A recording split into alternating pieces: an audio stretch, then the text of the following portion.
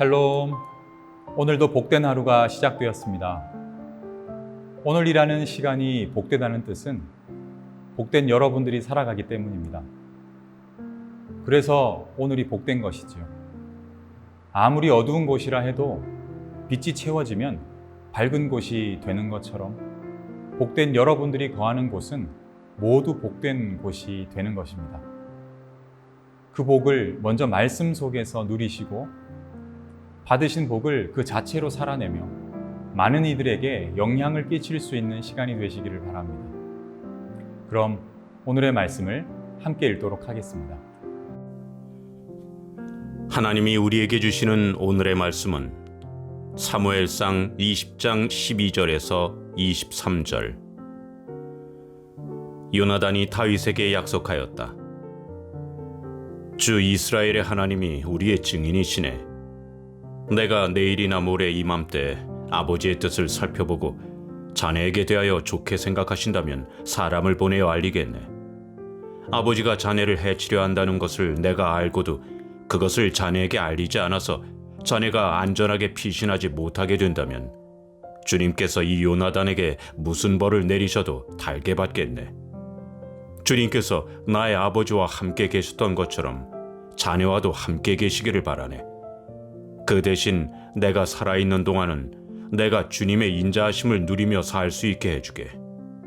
내가 죽은 다음에라도 주님께서 자네 다윗의 원수들을 이 세상에서 다 없애버리시는 날에라도 나의 집안과 의리를 끊지 말고 지켜주게. 그런 다음에 요나단은 다윗의 집안과 언약을 맺고 말하였다. 주님께서 다윗의 원수들에게 보복하여 주시기를 바라네. 요나단은 다윗을 제 몸처럼 아끼는 터라 다윗에게 다시 맹세하였다. 요나단이 다윗에게 약속하였다.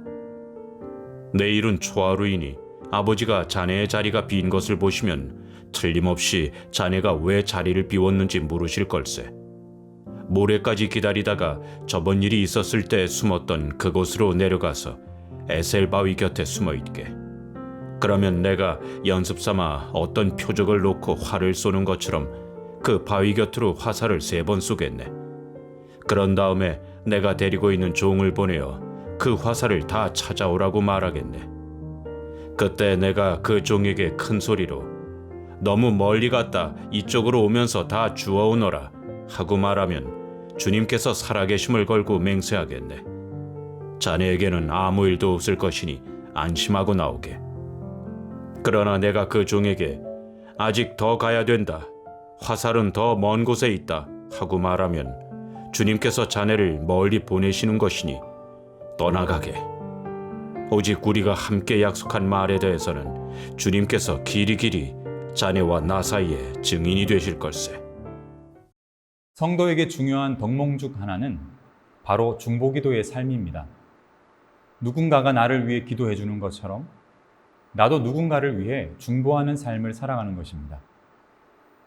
이것은 끊어지면 안 되는 고리와 같고 끊어질 수 없는 필연과도 같은 것입니다. 그래서 성도에게 중보기도는 너무나도 중요한 것이지요. 그러면 중보기도를 할 때 우리는 어떤 부분을 꼭 넣어야 할까요? 그것이 본문 12절 말씀 속에 들어 있습니다. 본문 12절 말씀입니다. 요나단이 다윗에게 약속하였다. 주 이스라엘의 하나님이 우리의 증인이시네. 내가 내일이나 모레 이맘때에 아버지의 뜻을 살펴보고 자네에게 대하여 좋게 생각하신다면 사람을 보내어 알리겠네. 물론 본문 말씀은 기도에 대해 설명하는 것도 아니고 중보 기도에 대해 기록된 부분도 아닙니다. 그러나 꼭 배워야 할 한 가지가 있습니다. 그것이 바로 하나님께서 증인이 되어 주시기를 바라는 기도입니다. 가족을 위해 기도를 하든 함께 신앙생활을 하는 성도들을 위해서 기도를 하든 하나님께서 증인 되어 주셔서 나로 하여금 깨닫게 하시고 중보의 대상이 응답받게 하시며 하나님의 살아계심이 드러나 나타날 수 있게 해달라는 증인 되어 주심의 기도가 반드시 필요하다는 것입니다. 그리고 중보 기도자들을 포함해서 기도 제목을 가지고 기도하는 모든 성도들이 잊지 말아야 하는 한 가지가 또 있습니다.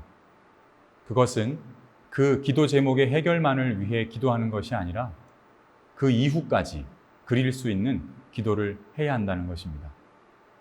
본문 16절 말씀입니다.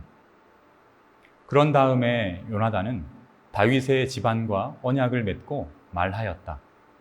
주님께서 다윗의 원수들에게 보복하여 주시기를 바라네. 요나단은 다윗을 안심시켜 주는 것으로 대화를 끝내지 않았습니다. 먼저는 하나님께서 증인이 되어 주심을 믿고 다윗에게 약속했습니다.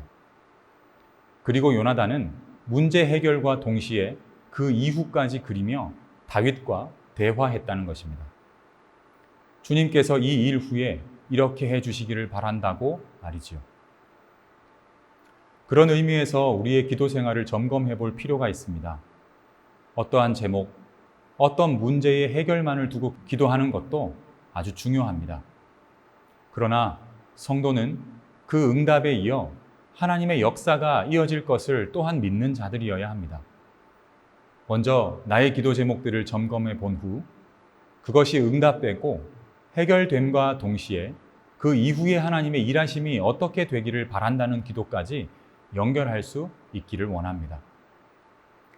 중보기도도 동일합니다. 가족을 포함해서 어떤 성도들을 위해 중보할 때 그것 한 가지만을 두고 기도하는 것이 아니라 그 이후의 그림까지 그리며 축복하고 일해 주시기를 바라는 넓은 품과 그릇을 소유한 기도자들이 되어야 한다는 것입니다. 이제 무엇부터 해보면 좋을까요? 어떤 기도들을 더 해보면 좋을까요? 기도하는 자들이 그리는 그림은 헛된 망상이 될 수 없고 헛된 꿈이 될 수 없습니다. 그러니 마음껏 기도하고 마음껏 그리며 하나님의 일하심을 기대해 보면 좋겠습니다. 우리 하나님께서 일하실 것입니다. 다 함께 기도하겠습니다. 사랑의 아버지 하나님, 감사합니다. 항상 기도하며 당장의 문제 해결만을 기도하는 나 자신이 아니라 하나님이 증인되어 주셔서 주변의 많은 사람들이 하나님의 일하심이 깨달아지고 나 자신도 그 은혜가 분명하게 깨달아져서 하나님께로 더 가까이 갈 수 있는 성도가 되게 하여 주시고 그 시간들을 통해 힘들어하고 있는 자들에게 역시나 하나님의 이름으로 하나님께서 증인이 되어 주심을 함께 서로 나누고 또 그 일들을 통해 그 이후에 하나님의 크신 역사를 그리며 소망을 가지고 기도할 수 있는 그릇이 큰 기도자들이 될 수 있는 우리 모두가 되게 하여 주옵소서. 그 첫걸음이 오늘이 되기를 원합니다.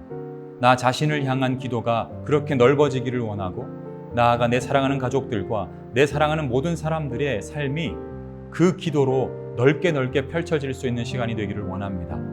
하나님, 증인이 되어 주셔서 모두가 그 은혜를 경험하게 하여 주시옵소서. 주님 사랑합니다. 모든 말씀 예수님 이름으로 기도합니다. 아멘.